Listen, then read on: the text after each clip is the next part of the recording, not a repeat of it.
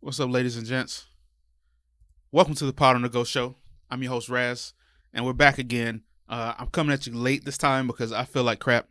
I got like flu symptoms. I've been in bed all day, but the show must go on. If I was working a regular 9 to 5, still in the factory, driving a forklift, doing something that I hated, I was still going to work because I would still want to get paid. And also, like I can't preach consistency over and over on the show without being consistent myself. It'd be like a guy sipping a milkshake telling me that, sugar's bad for me.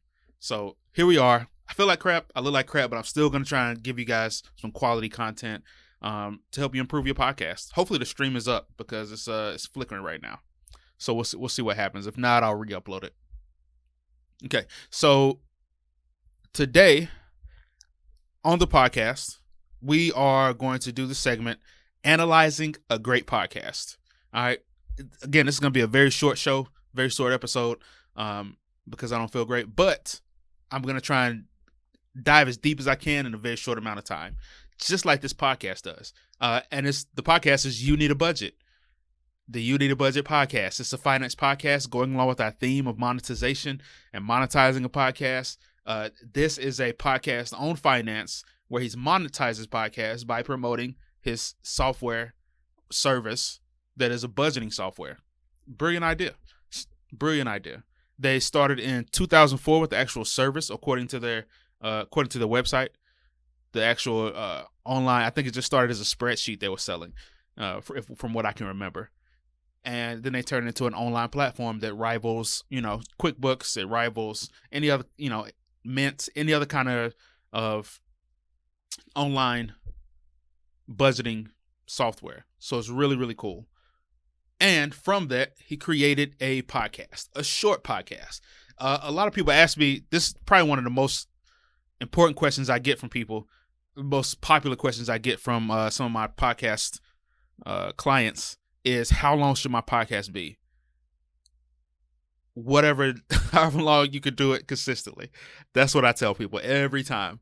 It seems like a political answer, but it's not. Consistency, again, is key. It's however long you can do it on a consistent basis. His podcast is short.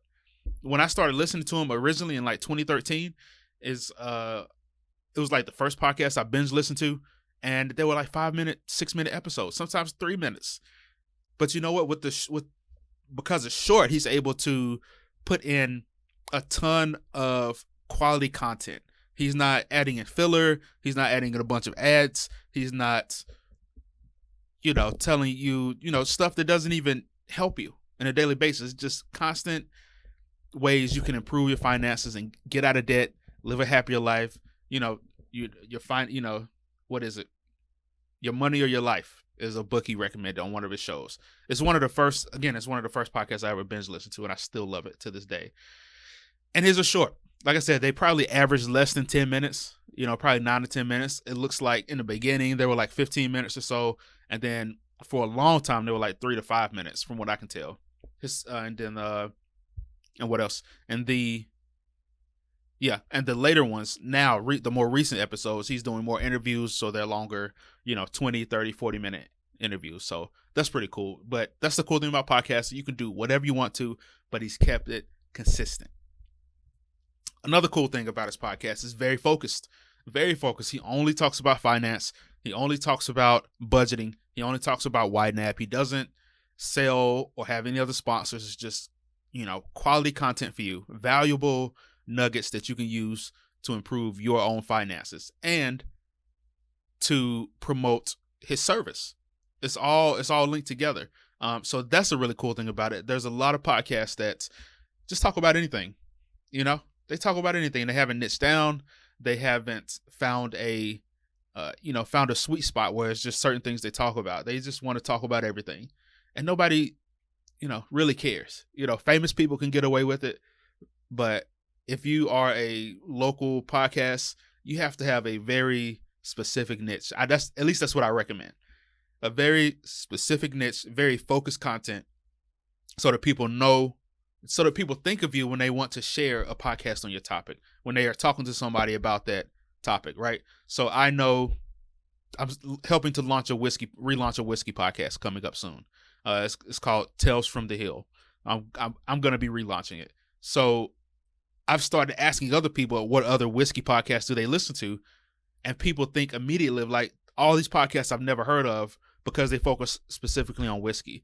If on your podcast you talk about cigars and whiskey, but you also talk about football and baseball, or you also talk about, I don't know, X-rated topics and just random news things, nobody's going to think about you for whiskey, for me to listen to you for whiskey.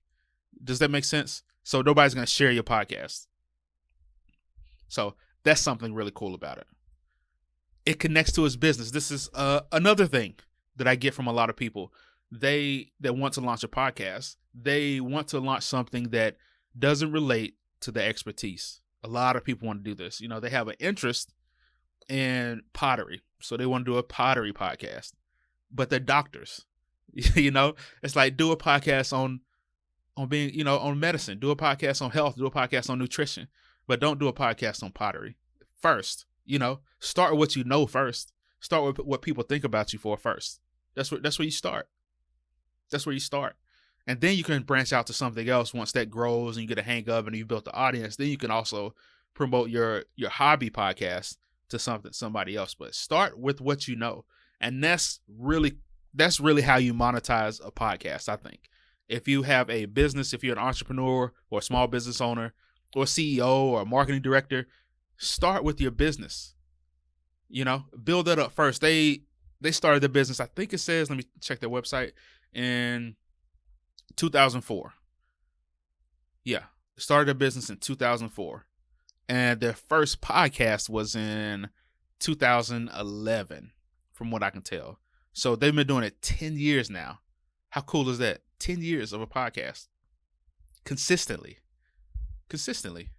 Right? And then everything connects back to their business. From all the podcasts I hear, maybe he does on some if he has a guest or something he just wants to promote because he loves the service.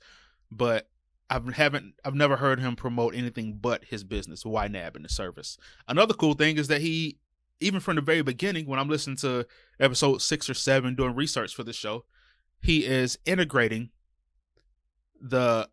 and I don't have this on my list, but he's integrating his users. He's integrating his users of the spreadsheet in the podcast already. They have a forum somewhere and he's communicating with them. He's engaging with his clients and he's shouting them out and interviewing them even on the show. So that's a really cool way to engage your audience. And then they want to share it, with their friends and family to say that, hey, I was on a podcast, like how cool is that? That's, to some people, it's really cool. To some people, it's really cool. It was cool to me. Anytime I'm on somebody else's podcast, I still think it's really cool. So if you can engage your clients in a way that makes them feel good about using your service and makes them feel a part of your service or your podcast, that's key. That's huge. That's huge. And then doing that over time, over 10 years, like YNAB does, doing it over 10 years, you're not going to have to worry about, advertising and marketing because it's going to be strictly word of mouth. And people are just going to associate you. Anytime somebody thinks of budgeting software, they're going to think of YNAB. I've actually bought the service twice. I bought it like when I first started listening to the podcast, I don't know, 7 years ago. And then recently, like last year, I bought it again. Never stuck with it. Just to be honest, I never stuck with it. But I learned a lot from it. And the concept of give every dollar a job. That's something that's, that's something I just always keep in my mind now, especially running a business. I don't necessarily need a service, but I do need the advice from him. I do need the motivation, the insight from Jesse Meekum, which is the host of the podcast. If I didn't say that already, Jesse Meekum is the host and owner of YNAB. So yeah. Consistent. Yeah. So again, another thing I want to say real quick before I get to consistency is that yes, it like the cool thing about YNAB is that it helps me through real estate and think about real estate and how to, again, give every dollar a job. Like he has advice on there for people like real estate agents or salesmen or, whatever. Anybody who has kind of like a feast or famine, if you have a service online or online shop or you live in a real touristy location, like a lot of businesses in Savannah, it's kind of like feast or famine. There's certain times of the year where you're killing it. You're bringing in a lot of money. And then there's certain times of the year where nothing is coming in, So YNAB kind of gives you a system to plan ahead for that so that you're living a month out or 2 months out or a year out instead of backwards, So that is, that's a mentality that every business owner really needs. And lastly, consistency. It's what I preach all the time. That's what I'm doing right now. Even though I feel like crap, I'm still here recording, still here producing a show. His first episode was in 2011. From what I could tell on iTunes, I guess I didn't use iTunes, but Pocket Cast is the app I use. He has 498 episodes published. That's about 50 a year. So that's out of 10 years. That's right on. He hasn't taken many days off. He's maybe taking, 2, 3, 4 weeks off. So how cool is that? And when you do that, and even on top of that, like he's had the same intro since episode 6, and he got it from a user of his service, and he shouted the user out. The user of his service was a audio engineer or something. I don't know what it was, but I listened to episode 6, and he shouted the guy out that gave him the music. Like how cool? That's cool. Like that's a way to engage your listeners. That's a way to say thank you to the people that support you, and keeping it consistent for 500 episodes, the same intro. I've already changed my intro music twice, and I've done this for 2 weeks, So that's a lesson in consistency, like just doing the same thing over and over. I actually have a clip of it. Let me see if I have it. And it's really short, so that's something else. If you're doing a 5-minute, 10-minute show, you don't need a super long intro. You don't need a super long outro. You just need. I lost it. Let me see if I can find it really quick. Yeah, you don't need a super long intro or outro. You don't need none of that stuff. You just need, something short to get people to the. Here it is.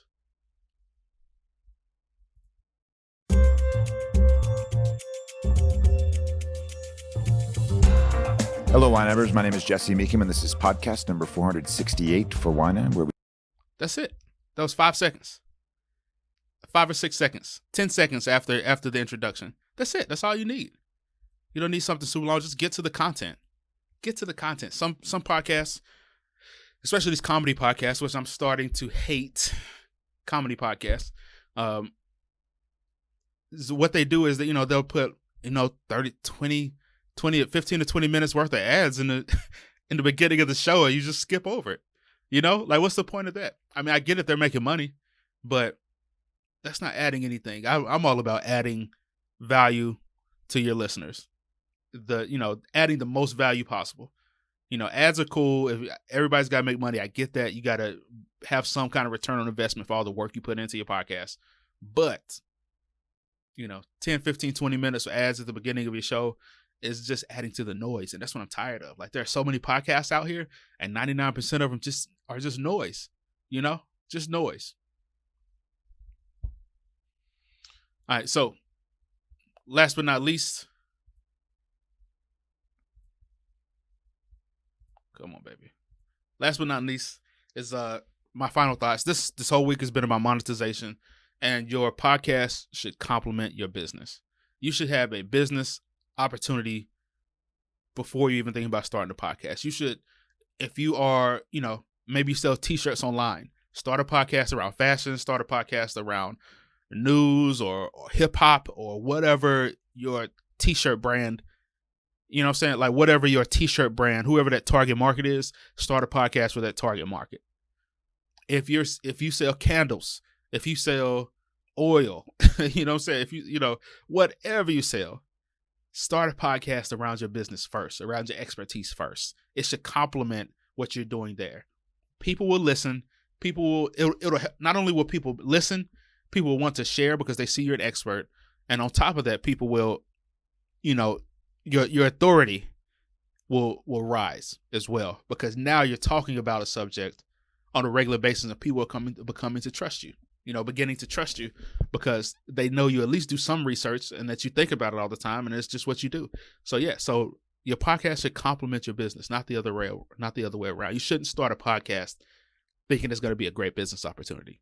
You should have a business and then use your podcast to complement it and bring money back to you, so that is, just an easy way to get return on investment. Okay. And you're going to invest a lot into a podcast. I'm telling you, I got this mic today. It's because I have this mic.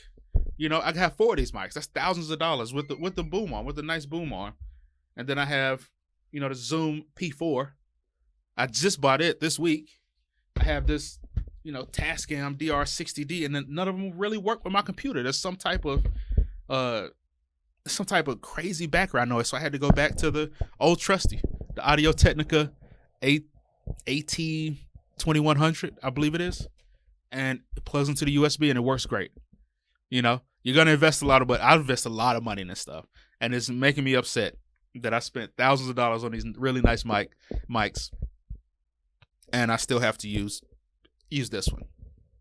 So, once I get these working again, they'll be the greatest mics ever. I'll have the greatest studio ever. It's $1 million studio, but that I'm working in right now will be the greatest studio ever. But until then, we got old trusty.